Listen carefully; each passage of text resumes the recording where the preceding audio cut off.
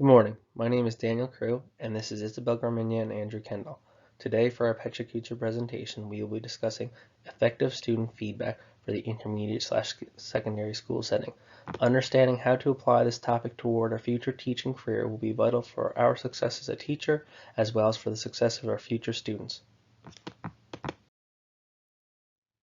According to the Merriam-Webster Dictionary, feedback is the transmission of evaluative or corrective information about an action, event, or process to the original controlling source. With reference to this definition and considering the student-teacher relationship, the information would be transferred by the teacher to the student. Feedback can be broken down into two terms, ranking and evaluation. Ranking is more so about taking a student's work and giving it a score or a grade. An evaluation is about communicating with students about the potential of their work. Evaluation does more than just talk about what is right and wrong, but rather what steps students need to take and treating them with care and respect. When giving students feedback, we must consider what we are going to say and how we are going to say it. Brookhart states 7 key factors ensure effective feedback. When considering what we say, we must consider the focus, comparison, function, and valence of our feedback for the student. When considering how we say it, we need to consider our clarity, specificity, and tone directed towards the student. Hattie describes the different forms of feedback that exist, from parents giving their children corrective instruction and encouragement, to peers giving out different viewpoints and alternate ideas, and to teachers understanding how to better identify with their students. Feedback is a key piece of the puzzle in all aspects of education. Good feedback leads to improved student learning. It can be used towards a student behavior such as participation, attentiveness, and willingness to learn with others, student in-class questions and concerns regarding subject matter, and a student's piece of work such as a formative or summative assessment. The nature of effective feedback is about showing students that they are worthy of their teacher's time and attention and that their work is not going unnoticed.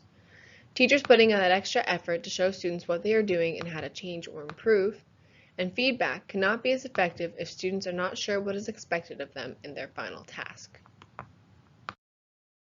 Purposeful sampling is when the teacher listens to what students are saying about the lesson by choosing specific groups of students to pay attention to. Students that struggle daily, students that are average, and students that excel in the classroom. Ask for student feedback on your teaching in order to give effective student feedback. An exit ticket could be a math problem, an assessment of the student's feelings from that classroom, the student's least and favorite parts of the lesson, or any questions they may have that they did not want to ask in front of the class. This is a very important form of feedback for teachers because it allows them to adjust their instruction and their methods of teaching and evaluation.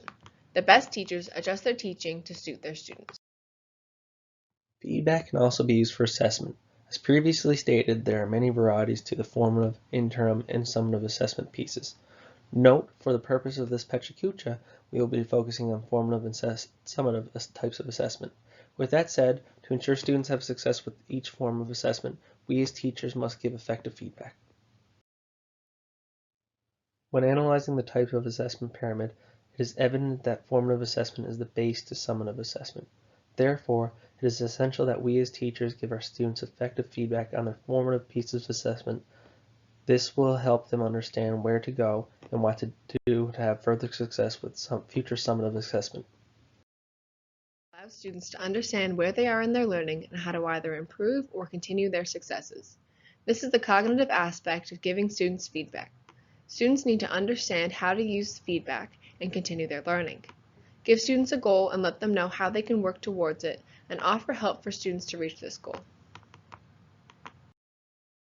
Feedback is timely, optimally offered immediately after an observed behavior, but certainly before the action has been forgotten.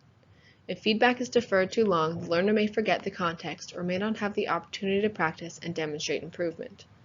Effective feedback can be summarized by the acronym STOP: specific, timely, objective, plan for improvement, discuss with the learner. No feedback can sometimes be effective feedback if done correctly. This provides students with an opportunity to think about their work and encourage their cognitive processes. Students may put more effort into their work if no one can see it or critique it.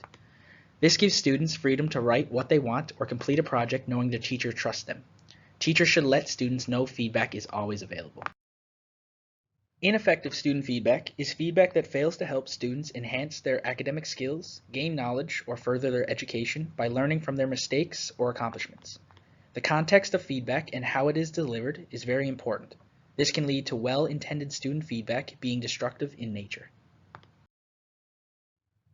Ineffective feedback also occurs when receiving negative feedback without a reason behind it. This occurs when teachers provide student feedback through evaluation, but the feedback does not provide the student the ability to improve their academic skills based on information provided.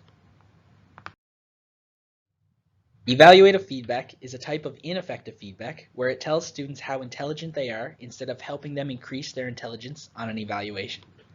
Instead of teaching students what they did right, what they should have done differently, or how they could have earned a better grade, evaluative feedback simply places a rating on their level of performance.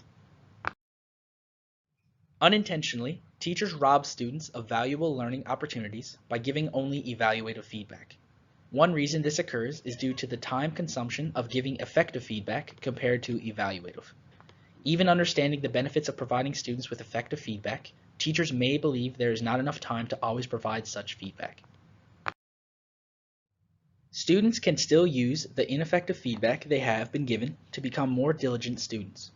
One way students can use ineffective feedback in a positive way is to compare test answers and feedback with those of other students. This will then expose them with more feedback from the teacher. All in all, feedback is essential for student learning.